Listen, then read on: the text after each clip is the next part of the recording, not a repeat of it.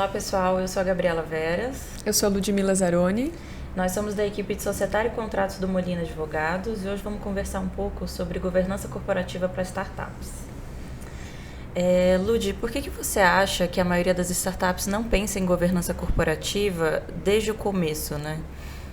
Eu acho que a maioria das empresas, em especial as startups, elas acreditam que governança corporativa é uma estrutura muito grande, muito custosa e que é aplicável somente para empresas grandes ou que tenham algum tipo de regulamentação. Mas, na verdade, a governança corporativa ela é muito importante para a estrutura de uma empresa. Normalmente, as startups pensam só em obter um CNPJ para poder começar a rodar e captar investimento, startar o projeto, exatamente. É verdade, né? Eu acho que esse pensamento faz sentido porque quando a gente pensa em grandes empresas ou grupos de empresa e você pensa em governança corporativa nesse cenário, aí você fala de conselho de administração, código de ética e conduta, relacionamento com investidores, que são coisas que são mesmo mais sofisticadas, mais complexas e que têm um custo maior e que muitas vezes, na grande maioria das vezes, não se aplicam para as startups. Mas uma boa governança corporativa, ela pode auxiliar nos planos de crescimento da startup. Eu acho que isso é uma coisa que muitas pessoas não sabem, né? Exatamente. Inclusive, a questão do compliance é muito importante e é também abrangida na governança corporativa. Sim. E o compliance, ele até, quando uma empresa tem uma estrutura de compliance, ela é até atrativa para a captação de investimento. Exatamente, porque acho que você mostra transparência, né? Exatamente. Que é um dos pontos que são um dos pilares da governança corporativa e que investidores acham super importante quando a gente fala de startup. Exato. E pode não ser importante para uma startup em early stage, que só obtém o CNPJ, se preocupa somente com rodar a operação e quem vai representar a sociedade. Mas, eventualmente, é importante ter uma estrutura como conselho de administração, até para questão de controle e algum tipo de controle sobre os administradores também, né? Porque eu acho que quando a gente fala de compliance, também vem assim uma cartela de como fazer o compliance dentro da sua empresa e parece ser uma coisa muito grande, mas em várias outras normas da governança corporativa a gente consegue colocar transparência nas atitudes dos stakeholders, né?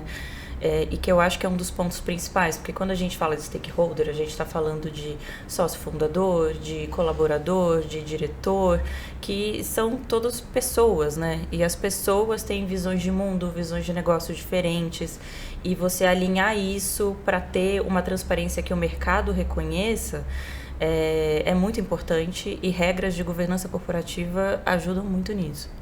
E, Gabi, o que você entende como governança corporativa? Porque a gente pensa assim, governança corporativa é uma série de regras. O que é, basicamente, uma governança corporativa para quem está começando a empreender aí no país?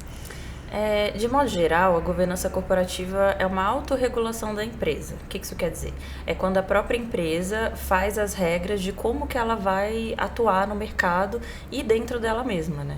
Então, são regras que você busca dentro do direito societário e o grande objetivo delas é limitar, compartilhar e controlar o poder dos stakeholders dentro da empresa, principalmente dos sócios fundadores e dos gestores, né, que não necessariamente são sócios.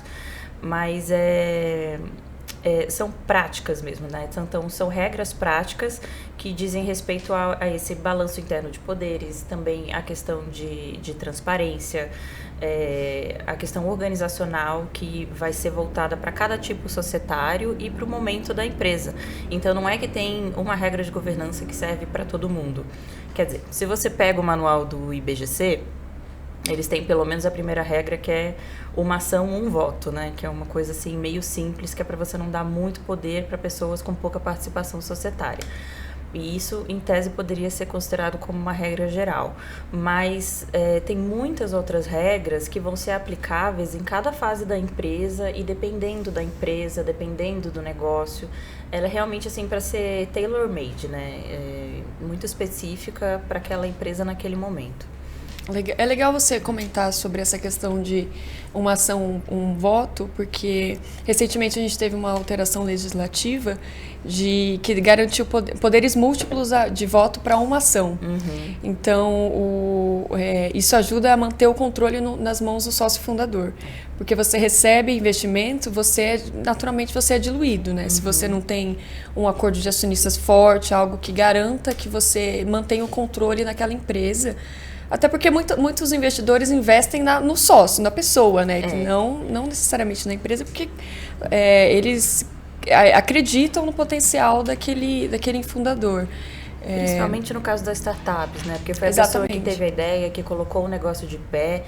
Então, isso é uma das coisas importantes, porque muitas vezes quando você está ali no começo, como você falou, pensando só em fazer o CNPJ, você não tem essas discussões, e aí quando você já está no momento que você está ganhando mais tração da empresa, e você vai discutir esses temas com um investidor, você não tem tanto conhecimento e aí você pode acabar não tendo uma boa negociação sobre os termos de como vai ser a sua participação dentro da empresa, o seu poder, sendo que você continua lá, porque muitas vezes você recebe, né, o startupeiro, recebe um investimento grande e, como você disse, é muito diluído, mas com boas regras de governança você consegue ter ainda influência.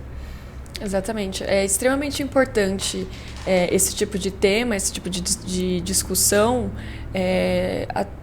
para os empreendedores do país, que muitas vezes não têm algum tipo de noção legal, né?